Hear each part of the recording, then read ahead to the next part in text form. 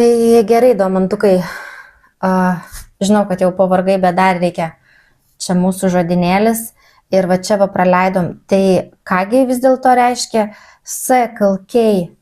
Kei nereikia sakyti. Mes mokėmės, ką reiškia sekal žodelis. Kava, sakiau, kava! Domantai, ne, nu kiek galima tą patį kartoti ir kartoti. Niekada man nekartojai. Nekartojau šitą žodį, mokėmės prieš 2 savaitės, tiek kartų mokėmės ir žiūrėk, aš net nubrėžiau. Kūną. Apskritimą. Apskritimas. Apskritimas, sekal, reiškia, ratas gali būti sekal, apvalus. Tai ką reiškia sekal? Apibraukti.